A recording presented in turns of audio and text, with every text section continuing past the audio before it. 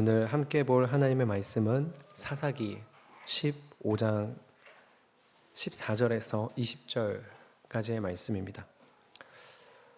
오늘 같이 함께 볼 하나님의 말씀 사사기 15장 14절에서 20절까지의 말씀입니다.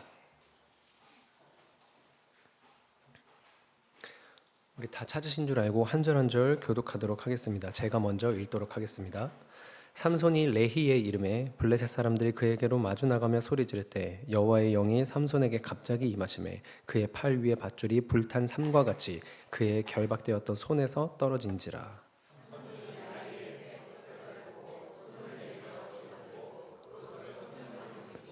이르되 나귀의 턱뼈로 한 더미 두 더미를 쌓았으며 나귀의 턱뼈로 내가 1000명을 죽였도다 하니라.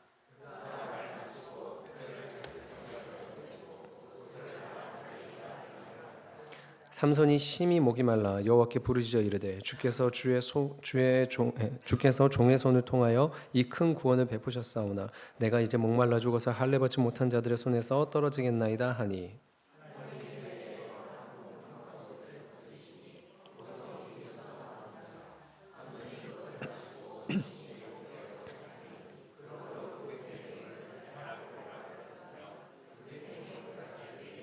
함께 읽겠습니다. 블레셋 사람의 때에 삼손이 이스라엘의 사사로 20년 동안 지냈더라. 아멘. 말씀 전하기 전에 잠깐 광고 하나 하도록 하겠습니다. 바로 내일입니다. 바로 내일 있는 일이라서요. 뭐냐면 우리 석지원, 문은하 우리 두 청년이 내일 오전 11시에 결혼을 합니다. 그래서 목동 로프트 가든 344라고 되어 있는 여기에서 우리가 결혼을 하는데 교회에서는 오전 10시에 출발을 합니다. 목동이라서 1시간 정도면 괜찮을 것 같아서요. 오전 10시에 교회에서 출발하니 함께 출발하실 분들은 10시까지 꼭 늦지 않게 교회에 와주셨으면 좋겠고 개별적으로 가시는 분들도 늦지 않게 11시까지 우리 함께 꼭 축하해 주러 가주셨으면 좋겠습니다. 성경 말씀에서 하나님은 하나님의 역사를 이루어 가실 때 사람을 사용하십니다. 그래서 어떤 이들은 순종함으로 하나님의 역사에 긍정적인 쓰임새로 기록되고 어떤 이들은 불순종하거나 하나님께 대적함으로 부정적인 쓰임새로 기록이 됩니다. 때때로 사람의 어떠함과 상관없이 하나님께서 불순종을 했든 아니면 어떠하든지 간에 순종을 했든 어떠한 것과 상관없이 그저 하나님께서 도도하게 하나님의 역사를 하나님의 손으로 또한 이루어 가시는 그런 기록들도 있긴 합니다. 그러나 대부분은 하나님께서 사람을 택하시고 세우셔서 하나님의 나라, 하나님의 역사를 이루어 가십니다. 그래서 많은 성경학자들이나 목사님들이 대체 왜 하나님은 이렇게 비효율적으로 일하시는가? 왜냐하면 사실 우리 하나님께서 전능하시지 않습니까? 그래서 하나님께서 무슨 일을 하려고 할 때 굳이 사람을 통하지 않고 그냥 하나님께서 직접적으로 말씀하시거나 손으로 개입하셨으면은 한 번에 모든 일이 다 끝날 텐데 왜 이렇게 하나님은 비효율적으로 일하시는가라는 묵상을 할 때 여러 가지 이유가 있지만 많은 성경학자들 그리고 목사님들이 공통적으로 내는 의견이 있습니다. 그것은 뭐냐면 그저 은혜라는 것입니다. 전능하신 분이 굳이 이렇게까지 하실 이유가 없는데 사람을 택하시고 세우셔서 일하시는 것은 전적으로 은혜라는 것입니다. 오늘 우리는 삼손의 이야기를 통해서 이 은혜, 하나님의 역사를 이루는 데 참여하게 되는 이 은혜가 어떻게 펼쳐지고 또 반대로 하나님의 역사가 이루어지는 데 참여하지 못하게 되는 무시될 수 있는 일은 어떻게 펼쳐지는지 이 두 가지를 함께 살펴보고자 합니다. 먼저 첫 번째입니다. 하나님의 역사가 외적인 조건이 아닌 성령님의 임재가 하나님의 역사를 이룬다는 것입니다. 우리가 너무나도 많이 듣고 너무나도 당연하게 알고 있는 이 내용이 오늘 우리가 함께 읽은 본문에 나옵니다. 외적인 조건이 아닌 성령님의 임재가 하나님의 역사를 이룬다. 우리가 함께 읽은 14절, 15절 말씀입니다. 삼손이 레이의 이름에 블레셋 사람들이 그에게로 마주 나가며 소리 지를 때 여호와의 영이 삼손에게 갑자기 임하시매 그의 팔 위에 밧줄이 불탄 삼과 같이 그의 결박된 손에서 떨어진지라. 삼손이 나귀의 새 턱뼈를 보고 손을 내밀어 집어들고 그것으로 1000명을 죽이고. 여러분 앞서 14장에서도요 2번 하나님의 영이 삼손에게 임하는 장면이 있습니다. 그리고 오늘 14절에서도 여호와의 영이 삼손에게 임합니다. 성경에서 삼손에게 여호와의 영이 어떤 식으로 어떤 방법으로 임하였는지는 말하지 않습니다. 그러나 언제 임했는지는 말하고 있습니다. 그래서 우리는 그 언제 임했는지를 통해서 왜 임하셨는지를 추측하고 우리 안에서 말씀의 교훈을 깨닫곤 합니다. 삼손의 힘은 분명히 초인적인 힘이고 그것은 비정상적인 힘입니다. 그리고 당연히 이 힘은 하나님으로부터 온 것이라고 할 수 있습니다. 하나님께서 삼손이 태어나기 전부터 나실인으로서 또한 이 삼손이 무슨 일을 해야 될지 사명을 말씀해 주셨기 때문입니다. 그럼에도 삼손의 이야기에서 특별하게 여호와의 영이 임하였다라고 기록된 세 군데가 있습니다. 첫 번째는 삼손이 젊은 사자를 만났을 때이고, 두 번째는 내기에서 지고 베옷과 겉옷 30벌을 구하러 갈 때이고, 세 번째는 오늘 우리가 읽은 본문인 블레셋 사람 1000명에게 잡힌 때입니다. 왜 특별히 이 세 군데에서 여호와의 영이 갑자기 임하였다고 한 것일까? 그 이유를 14장 4절을 통해서 유추를 해볼 수 있습니다. 14장 4절입니다. 함께 읽겠습니다. 시작. 그때에 블레셋 사람이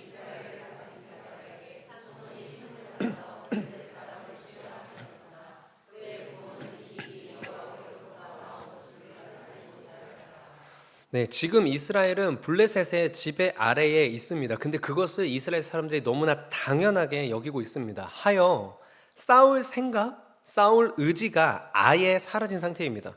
누군가 블레셋과 싸우겠다라고 한다면 오히려 그를 말리고 핍박하는 상태입니다. 이것에 대한 증거가 15장 11절에 나와 있습니다. 함께 읽겠습니다. 시작. 유다 사람 3,000명이 에단바위 틈에 내려가서 삼손에게 이르되 너는 블레셋 사람이 우리를 다스리는 줄을 알지 못하느냐? 네가 어찌하여 우리에게 이같이 행하였느냐? 여기까지 읽겠습니다. 네, 지금 유다 사람 3,000명이 삼손을 잡으러 가는 겁니다. 3,000명이 블레셋과 싸우러 가는 게 아니라 삼손을 잡으러 가는 장면입니다. 왜냐하면 블레셋 사람이 우리를 다스리는데 삼손 너가 문제를 일으켰다라는 것입니다. 여러분, 이스라엘을 다스리는 이는 하나님이셔야만 합니다. 그런데 지금 이스라엘은 자기들을 다스리는 이가 하나님이 아니라 블레셋이라고 하고, 그래서 그 블레셋과 맞서 싸우고 있는 삼손이 문제아라고 하여서 오히려 삼손을 핍박하는 것입니다. 여러분, 오늘날 다른 나라 사람들은 어떤지 몰라도 우리나라 사람들은 이 상황을 아마도 좀 더 쉽게 이해하고 공감할 수 있을 거라 생각합니다. 왜냐하면 우리나라가 일제 치하에 있을 때에 일제를 욕하거나 독립운동한다고 하면 주변에서 다 만류하고 불가능하다며 조용히 하라고 했기 때문입니다. 그런 상태이니 삼손은 자신이 사사로서 블레셋과 합법적으로 싸울 구실을 만들려고 블레셋으로 하여금 나에게 시비를 걸게 하려고 했다라고 14장에서 이야기를 하고 있는 것입니다. 14장 4절에서. 근데 물론 그렇다고 해서 삼손이 이방 여인과 결혼하려고 하는 것, 그리고 시체를 만진 것, 이 모든 것들이 올바른 것이자 적을 속이기 위한 지혜로운 행동이냐? 그렇게 볼 수는 없습니다. 오히려 하나님의 뜻과 올바른 목적을 핑계 삼아서 자신의 정욕을 합리화하는 잘못된 모습이 맞습니다. 진짜 하나님의 역사를 이루기 위해서 블레셋과 합법적으로 다투고자 했다면 굳이 이방 여인과의 결혼이 아니라 입다처럼 역사적인 근거를 가지고 와서 이야기를 하거나 아니면 기드온처럼 하나님께 물어보는 방식이 있었기 때문입니다. 그런데 지금 삼손은 자기의 정욕을 하나님의 목적이라고 핑계를 삼아서 그 정욕을 위한 삶을 살고 있는 것이죠. 근데 여러분, 그럼에도 불구하고요, 이런 삼손의 잘못에도 불구하고 성령님이 삼손에게 임하셨다는 것입니다. 하나님의 영이 삼손에게. 왜냐하면 하나님은 삼손을 택하시고 태어나시게 한 목적대로 이끄셔서 하나님의 역사를 이루어 가시는 것을 하나님 스스로가 선택했기 때문입니다. 맨 처음에 말했듯이 전적으로 하나님의 은혜의 영역인 것입니다. 왜 하필 삼손에게 3번이나 그때에 하나님의 영이 임하였나? 삼손을 살리려고, 삼손을 통해서 블레셋과의 전쟁을 이루려고, 하나님께서 삼손의 어떠함이 아니라, 삼손의 어떤 모습이 아니라, 삼손 너가 이만큼 잘했으니까가 아니라 하나님이 하나님의 역사를 이루기 위해서 그저 은혜를 삼손에게 베푼 것이라는 것입니다. 놀랍게도 그렇게 삼손의 위기의 순간에 개입된 하나님의 임재로 말미암아 블레셋과 완전히 동화되었던 이스라엘은, 그래서 블레셋과 싸울 의지를 잃었던 이스라엘은 더 이상 블레셋과 싸움을 피할 수 없는 지경으로 몰아가게 되었습니다. 삼손이 온전히 긍정적인 모습으로 쓰임받은 것은 아니지만 하나님의 은혜로 말미암아 삼손의 죄된 삶이 아버지 하나님의 임재가 이루어지는 데에 은혜로 이루어졌다라는 것입니다. 여러분, 이것이 우리에게 정말로 큰 도전과 위로를 줍니다.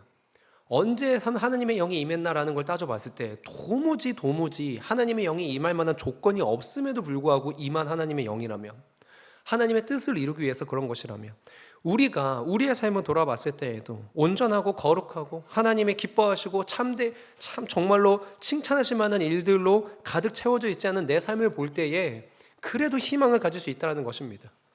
물론 여러분, 이것은 우리가 방만하고 죄된 삶 그대로 살라는 것은 아닙니다. 하지만 우리가 스스로 생각할 때 나는 이렇게 죄인이니까 하나님이 나한테 은혜 안 주시지, 내가 이렇게 못났으니까 하나님이 나한테 역사하지 않는 건 당연하지. 여러분, 우리가 이런 자세는 피할 수 있다는 것입니다. 아니, 오히려 이것은 피해야 한다는 것입니다. 하나님이 우리에게 무엇을 약속하셨는가? 비록 지금 우리가 잘못된 모습이 있는 건 맞습니다. 그러나 그 하나님의 약속이 분명하다면, 하나님의 뜻이 분명하다면, 내 모습이 만약에 잘못됐다면 우리 소위 젊은 친구들 말로 하나님이 내 멱살을 잡아서라도 올바른 길로 끌고 가실 거라는 것입니다. 우리가 그 하나님을 기대하고 신뢰해야 되는 줄로 믿습니다.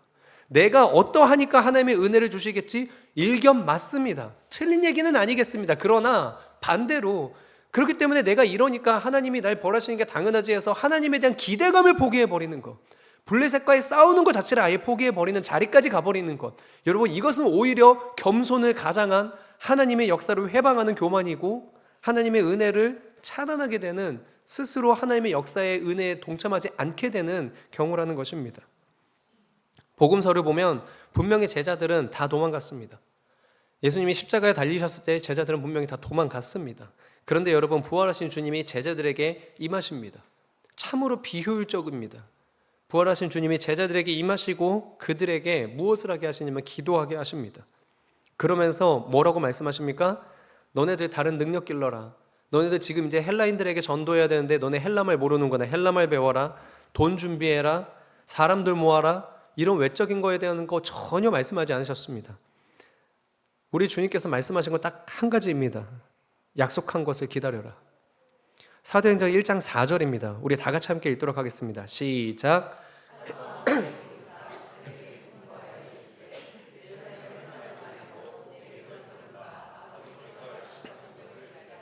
아멘. 사도들은 모두 주님을 버리고 떠난 자들인데 그런 죄인들을 통해서 우리 주님 초대교회 세우는 주님의 역사를 이루어 가시려고 합니다. 그런데 그 방법으로 어떤 외적인 조건 준비하라는 게 아닙니다. 아버지께서 약속하신 것, 그것을 기다리라고 하시는 겁니다. 그리고 사도행전 2장을 살펴보면 결국 아버지께서 약속하신 것이란 곧 성령님임을 알 수가 있습니다. 결국 하나님의 역사는 성령님이 아니고서는 이루어지지 않는다는 뜻입니다. 그렇기 때문에 외적인 조건이 아닙니다. 우리의 어떠함이 아니라 하나님이 우리 가운데 임하시느냐입니다. 여러분, 그렇다면 우리가 정말로 가장 중요하게 해야 할 일은, 우리 인생에서 가장 중요하게 해야 할 일은 정해진 것 같습니다. 첫 번째는 하나님의 뜻, 하나님의 마음이 어떠한지 알기 위해서 우리가 몸부림치며 기도해야 된다는 것입니다. 그리고 두 번째는 그 하나님의 뜻, 하나님의 마음이 내 안에, 우리 안에, 그리고 이 땅 가운데 이루어지기 위해서 주기도문에 말씀하신 것처럼 하나님의 뜻이 하늘에서 이루어진 것처럼 이 땅에서 이루어지기 위해서 우리가 성령님의 임재를 간구해야 된다는 것입니다. 이것이 어쩌면 우리가 신앙생활을 하며 하나님의 역사에 참여하는 은혜를 누리는 가장 기본적인 원리이자 중요한 원리인 줄 믿습니다. 그래서 우리의 기도가 이 두 가지를 진심으로 애써 기도하게 되면 우리 주님께서 이미 우리에게 있어야 할 것을 아시오니 우리가 먼저 이렇게 하나님의 나라와 의를 위해서 간구하면 인도해 주시리라 믿습니다. 그런데 이렇게 하나님의 역사를 참여하는 은혜를 누리고 나아가고자 하는데 방해되는 요소가 있는 것 같습니다. 16절과 17절입니다. 함께 읽겠습니다. 이르되 나귀의 턱뼈로 한 더미 두 더미를 쌓았으며 나귀의 턱뼈로 내가 1000명을 죽였도다 하니라. 그가 말을 마치고 턱뼈를 자기 손에서 내던지고 그곳을 라만 레히라 이름하였더라. 삼손이 지금 뭐라 말합니까? 내가 1000명을 죽였다. 지금 삼손은 하나님이 주신 능력으로 하나님의 역사에 참여했는데 그 모든 일을 자기 자신이 하였다라고 말하고 있는 것입니다. 여러분, 삼손은 사사기에 나타난 사사 가운데서 가장 독특한 사사입니다. 이유가 무엇인지 아십니까? 그는 철저히 홀로 활동하는 사사이기 때문입니다. 물론 여러분, 사사기 저자가 기록한 삼손의 모습을 보면 그럴 수밖에 없습니다. 삼손은 이스라엘을 대표하는 리더로서의 모습보다는 자기 자신의 안위와 자기의 욕망대로 움직이는 모습을 보여주고 있기 때문입니다. 이것이 철저히 사사기 저자가 의도적으로 기록한 삼손의 모습입니다. 왜냐하면 이유는 간단합니다. 당시 이스라엘의 모습이 이러했기 때문입니다. 블레셋의 지배 아래에서 살아남으려면 무엇을 해야 됩니까? 어떻게 살아야 됩니까? 다른 일을 도우면서 살아야 됩니까? 아닙니다. 블레셋에게 이미 많은 것을 빼앗기고 있는데 어떻게 다른 사람을 돕는다라고 말이 나오겠습니까? 자기에게 해가 되는 일은 설령 하나님이 기뻐하시는 일이고 하나님의 뜻이라도 관심 두지 않습니다. 오히려 핍박을 했습니다. 여러분, 이런 모습을 삼손을 통해서 드러내고 있는 것입니다. 여기에서 우리가 깨닫게 되는 바가 있습니다. 그것은 자신에게 집중된 신앙은 하나님의 역사를 이루지 못한다는 것입니다. 나에게 집중된 신앙, 나에게 집중된 신앙. 앞서 삼손의 모습들을 통해 살펴본 바로는 분노한 상황을 더 악화시키는데 삼손의 분노가 블레셋을 또 다르게 분노하고 블레셋의 분노가 삼손을 더 분노하게 하고 삼손의 더 큰 분노가 블레셋을 더 크게 분노합니다. 분노는 계속해서 상황을 더 크게 만들고 악화시키는데 그 모든 이 분노의 특징이 무엇이라고 했었냐면 자기가 옳다고 여기는 마음에서 출발한다고 했습니다. 내가 옳기 때문에 분노하는 것입니다. 역시 자기 자신에게 집중하는 것입니다. 그리고 또한 미성숙한 신앙은 나의 잘못보다 상대방의 잘못에 집중하게 하는데 이 역시도 뿌리는 무엇입니까? 나는 옳고 상대방이 틀렸다라는 마음입니다. 이건 역시 자기 자신에게 집중하는 모습입니다. 이 모든 것들이 앞서 본 삼손의 이야기에서 우리가 본 것들입니다. 여러분, 우리는 신앙뿐만 아니라 우리의 존재 자체를 하나님께서 공동체로 만드셨습니다. 우리를 하나님의 형상대로 만드셨다라고 할 때에 우리 하나님은 성부, 성자, 성령이 함께 계시기 때문에 하나님 자체가 공동체성을 가지고 있습니다. 그래서 우리로 하여금 하나님의 형상대로 지었다라는 말은 우리 또한 공동체성을 가지고 존재하고 있다는 것입니다. 그래서 하나님께서는 구약에서는 가정을, 신약에서는 교회를 만드시고 우리에게 공동체적인 삶과 존재의 형태를 이루시고 말씀하셨습니다. 사실 그래서 여러분, 엄밀하게 말하면 개인주의와 신앙은 양립할 수가 없습니다. 개인주의는 자연스럽게 자기 자신에게 집중을 하게 만들고 예수님의 성품을 닮아가는 것에서 멀어지게 하기 때문입니다. 그런데 오늘날 신앙생활을 하는 우리도 모르게 이 공동체성에 대해서 머뭇머뭇거리게 되는 것 같습니다. 이유로 생각하기에는 바깥으로는 사회 문화의 흐름이 개인의 권리와 취향이 강화되는 쪽으로 흐르고 내적으로는, 교회 안쪽으로는 구원은 개인과 하나님의 1대1의 역사다라는 인식 때문인 것 같습니다. 교회에서 사람들에게 상처받았다면서 영상으로 예배만 드리고 어떤 공동체 모임에도 참여하지 않는 흐름도 좀 어느 정도 또 한몫을 하는 것 같습니다. 공동체성을 해치는 데에. 그런데 여러분, 분명히 하나님께서 우리에게 말씀하시는 것이 있습니다. 그리스도의 장성한 분량까지 자라야 된다. 그리스도의 장성한 분량까지 자라야 된다. 그리고 여러분, 그리스도의 장성한 분량을 나타내는 그리스도의 성품, 그것을 대표적으로 나타내는 성령의 9가지 열매는 모두 관계에서 검증되는 것들입니다. 성령의 9가지 열매는 관계 안에서만 검증되는 것들입니다. 공동체 안에서만 검증이 가능합니다. 그렇기 때문에 혼자 신앙생활 한다라는 것은 엄밀하게 말하면 성경적이라고 말할 수 없습니다. 삼손은 하나님의 힘을 가지고 있으면서도 공동체적으로 이스라엘을 깨워서 함께 하나님 앞에서 우리 같이 회복되자라며 싸우는 사사가 아니었습니다.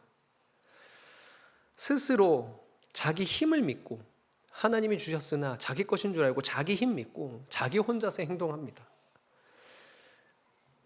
그렇게 되면요, 여러분 자연스럽게 이 모든 일에 대한 영광을 하나님께 돌리기보다는 스스로가 가져가는 함정에 빠지게 됩니다. 그래서 여러분 그가 지은 지명의 내용들에 하나님은 없습니다. 자기 자신의 경험만 있습니다. 라만 레히 턱뼈의 산입니다. 자기 자신이 나귀의 턱뼈로 1000명을 죽였다라고 해서. 에낙골에 부르짖는 자의 삶입니다.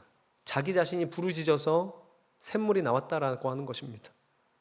모두 자기의 경험을 강조하지 하나님의 은혜와 역사를 드러내지 않습니다. 왜냐고요? 자기 자신에게만 집중하고 있기 때문입니다. 근데 여러분 참 재밌는 장면 하나가 또 나오는데요. 그런 삼손이 목마르자 뭐라고 말하는 줄 아십니까? 18절에 이렇게 나와 있습니다. 삼손이 심히 목이 말라 여호와께 부르짖어 이르되 주께서 종의 손을 통하여 이 큰 구원을 베푸셨사오나 내가 이제 목말라 죽어서 할례 받지 못한 자들의 손에 떨어지겠나이다. 삼손이 재밌는 모습이 뭐냐면요, 앞에서 막 승리하고 막 의기양양할 때에는 내가 죽였다라고 하는데 막상 자기가 이제 목말라서 너무 심하게 갈증이 나가지고 자기가 죽을 것 같으니까 하나님이 이루셨는데 저 이렇게 죽게 내버려 둘 겁니까? 라고 하는 겁니다. 지극히 전형적인 외식하는 신앙의 모습입니다. 가장 큰 능력을 받고 태어날 때부터 존귀한 사명을 받았지만 하나님의 마음과 하나님의 공동체를 생각하기보다는 자기 자신에게 집중한 사사의 모습입니다. 비록 능력 있고 용감한 한 사람의 개인의 모습이 될 수 있을런지 모르지만 하나님이 계획하신 역사에 온전히 참여한 자라고 보기는 어렵습니다. 여러분 지금 이 장면이 진짜 얼마나 어이없는 장면인지 심지어 어떻게 볼 수 있는지 아십니까? 바로 우리가 읽은 본문 앞절이 유다 사람 3,000명이 사사를 잡아가지고 블레셋 사람 1,000명에게 넘겨준 장면입니다. 여러분 그러면은 지금 읽은 장면에서 뭐가 어이없는지 아십니까? 삼손이 나귀 턱뼈로 블레셋 사람 1,000명 죽일 동안 대체 유다 사람 3,000명 뭐 하고 있습니까? 어디에 있습니까? 하나도 등장하지 않습니다. 삼손은 싸우는 와중에서도 유다 사람들을 독려하지 못하고 유다 사람들도 삼손이 싸우는 모습을 보고 도전받지 못하고 있는 처참한 상황인 겁니다. 왜일까요? 전혀 공동체성이 없기 때문입니다. 각자가 자기 신앙 지킨다고, 각자가 자기 믿음이면 된다는 식으로 자기 안의 것만 집중하기 때문입니다.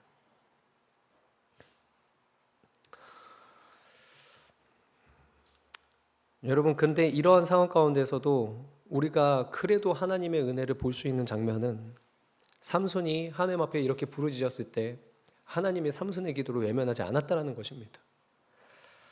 삼손의 부르짖음에 응답하여 물을 주신 하나님이십니다. 여러분 이게 우리에게 여전히 은혜가 되는 부분입니다. 비록 내 모습이 못나고 나도 이 공동체성을 가지지 못한 사람인 것 같고 내가 뭔가 공동체성을 회복하고자 가정에서 교회에서 뭔가 이렇게 열심히 해보려고 하지만 그때마다 실패하는 것 같은 상황일 때에 여러분 우리가 계속해서 말씀드리죠. 우리의 어떠함이 아니라 나 자신에게 집중하지 아니하고 온전히 하나님께 물어보며 하나님을 의지하려 한다면 겉으로 보기에는 실패하는 것 같아 보이고 그리고 서로 진짜 내 못난 모습 때문에 그것이 실패라고 한다 하더라도 모든 것을 합력해서 선을 이루시는 하나님의 능력이 우리를 도우실 것이라는 겁니다. 당연히 그것을 위해서 성령님의 임재를 구해야만 하겠습니다. 내가 혼자서 신앙생활한다. 내 가족만을 위해서 기도한다. 여기에서 더 나아가서 우리 정말로 교회 공동체를 믿지 않는 형제 자매를 그리고 하나님의 나라를 기억하며 기도하는 우리가 된다면 그것 때문에 우리가 여러모로 손해를 보고 어려움을 당한다면 오히려 우리 주님께서 그 모습을 반드시 기억하셨다가 하나님의 때에 갚아주시리라 믿습니다. 여러분 우리는 그것을 믿어야만 하는 존재들입니다. 그것이 그리스도인의 삶이기 때문입니다. 말씀을 마치겠습니다. 우리 주님께서 말씀하십니다. 아버지께서 나를 보내신 것 같이 나도 너희를 세상에 보내노라. 아버지께서 나를 보내신 것 같이 우리 주님께서 아버지께 보냄받을 때 어떻게 보냄받았을까요? 하나님이 아들아 너 혼자 가서 네가 알아서 다 해라 이렇게 보내셨을까요? 전혀 그렇지 않죠. 요한복음 보면은 곳곳에서 우리 주님 말씀하시지 않습니까? 아버지께서 나와 함께 계신다. 아버지와 나는 하나다. 그러니까 아버지께서 예수님을 보내실 때, 하나님이 예수님을 보내실 때 예수님 혼자 보내지 않으시고 예수님과 함께 하셨다는 겁니다. 그렇다면 예수님께서 우리에게 말씀하십니다. 나도 너희를 그와 같이 보낸다 라고 한다면 우리 주님께서 뭘 말씀하시는 겁니까? 우리 혼자 있는 것이 아니고 우리가 홀로 하는 일이 아니라 성령님과 함께 하는 일이고, 그 성령님이 또 사람을 통해서 일하시기 때문에 또 다른 공동체들, 또 다른 사람들과 우리가 함께하여 연합하여 하나님의 일을 이루어야 되는 것입니다. 그러니 우리 성도님, 이 시간에 기도할 때에 우리 함께 하나님의 뜻을 위해서 기도하시되 그 뜻 알게 해주시고 그 뜻을 이룰 수 있는 성령의 임재를 허락해 주시고, 그리고 우리가 나 혼자만이 아니라 주님 나라 위해서 살 수 있도록 우리를 인도하여 주시옵소서라고 우리 이 시간 같이 함께 기도할 수 있었으면 좋겠습니다. 우리 이 시간 같이 찬양하며 기도하겠는데요, 우리 우물가의 여인처럼 우리 같이 함께 찬양하고 기도하도록 하겠습니다.